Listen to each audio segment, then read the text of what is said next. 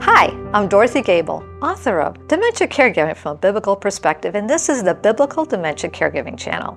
These videos are to aid you in caring for a loved one with dementia but are no substitute for medical care. If an issue arises, see the doctor. If you found this video helpful, click the like and don't forget to subscribe. The stages for dementia are early, middle, and late. Today we'll look at the late stages. During this stage, your loved one will rotate to complete dependence, requiring help for all daily activities, such as dressing, bathing, wayfinding, even eating. Your loved one might not remember how to find the bathroom or when to go to the dining room or kitchen to eat. Be on the lookout for signs that going to the store or for an outing is becoming confusing and stressful. Eventually, my mother couldn't handle going to a busy restaurant or even a nearby coffee shop. She'd get confused and start thinking that she knew everyone and would try to talk with them. As the brain's degeneration accelerates, overall health also declines. Your loved one might be eating less or losing weight, even if they're still eating meals. During the late stages, your loved one might need a DNR, do not resuscitate order, or you might have to activate their healthcare power of attorney. One day, the director talked to me about the realities of CPR, cardiopulmonary resuscitation, and advised us to get a DNR order. CPR was developed for healthy people in a medical crisis. Their bodies could absorb the assault of a CPR and would recover. This is not the case for a loved one, now frail due to dementia's progression. Without a DNR, staff and emergency workers are required to perform it. CPR breaks ribs, is painful, and can leave a loved one comatose or on a ventilator. Do we want their last moments to be painful and agonizing? Mom was able to go to a doctor and she agreed to the order. However, if your loved one is past the point where they can make such a decision, you must activate their healthcare power of attorney to have her designee request this order. Shortly after, my mother began to tell fanciful stories that had no basis in reality. She would talk about the man upstairs, describe places that never existed or where she'd never lived. This became stressful for me when she would ask repeatedly for me to take her home and would describe what sounded like her home in the distant past.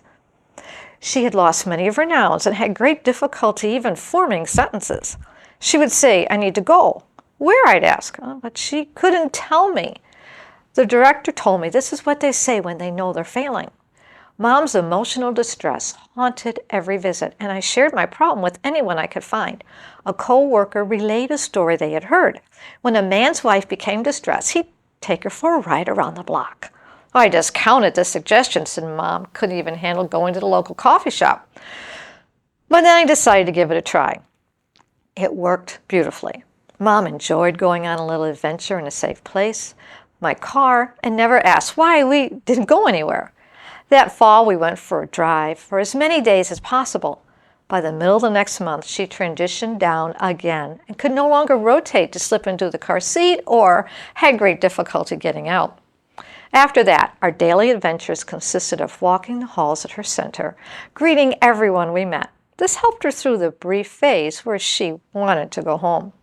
Eventually, she began to require assistance to navigate her day. When my mother passed into this phase, the staff would get her up, help her dress, and escort her to the dining room. After breakfast, she would walk a few yards to a winged back chair for a nap. Throughout the day, they would escort her to various activities and meals, but instead of participating, she'd just watch. She had regular nap times and could hardly stay awake after 7 p.m., but would often wander in the middle of the night. I worried that she slept so much in chairs, but the act of getting dressed and going to the kitchen to eat had become her daily activities. The late stages are the time to shelter your loved one to the extent they are able to handle. They probably need to stay home and no longer go anywhere, even for short trips. Don't be surprised if during this time aids and items such as dentures and hearing aids are no longer useful. Your loved one no longer remembers their purpose and has no idea how to use them. Early on, Mom lost her hearing aids, and later I had to accept that she no longer needed her dentures. Eventually, the director suggested that I activate the healthcare power of attorney. With her recommendation, knowing my mother's state, I had to make this request to her doctor. He signed a form stating she was mentally incompetent. It was a hard day for me, knowing how smart and engaged she had once been. Each time Mom fell, the center was required to call for an ambulance to send her to the emergency room. An ER for a person in the late stages of dementia is a frightening, harrowing journey. However, my mother qualified for hospice, and the doctor told me if she fell, hospice would make the call. Hospice does not provide frontline care, but the resources to help the caregivers. Mom's hospice team worked closely with the center's staff and our family. Each patient who satisfies the requirements for acceptance is assigned a care team of on-call doctor, visiting nurses, social workers, and volunteers. Even though the term is usually for 6 months, if they still qualify, your loved one can remain on hospice for a while as long as they meet the criteria, which is set by each state. So check with your local hospice group. It's usually a not-for-profit organization. Mom was on hospice for 11 months. The team caught and solved some problems we'd missed, and Mom's health actually improved. Choosing hospice does not mean we were ready for her to go. It turns out hospice was a big help. They also provided information and assistance through the active dying phase. Through the late stages, I perceived Mom needed me to visit more frequently, but with shorter visits. Each day I made sure she had everything she needed, her special body lotion, toiletries. When I noticed she had lost the strength to bite down on her food, I requested a softened, cut-up diet. This occurred before the dentures disappeared. Time went on as if she would always exist in this nether world, unable to fully engage in ours, yet not ready to graduate to heaven. One day when I went in for a visit, the aide told me Mom had been visited by my deceased father during the night's wandering.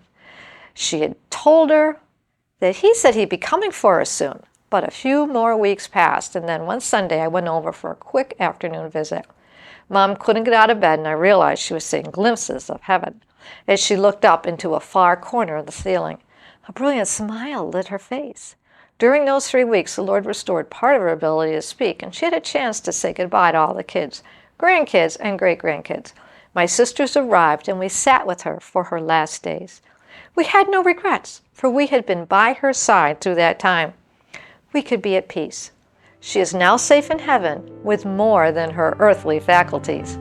For the joys set before us, knowing we were the Lord's hands and feet caring for my mother through her time of dementia, we endured the hard days, for would we abandon our loved one during one of the most difficult phases of their life?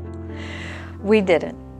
For more information on dementia caregiving, check out my book, Dementia Caregiving from a Biblical Perspective, Your Guide for the Journey, available on Amazon, Barnes & Noble, Books A Million, ChristianBook.com, and Westbell Press.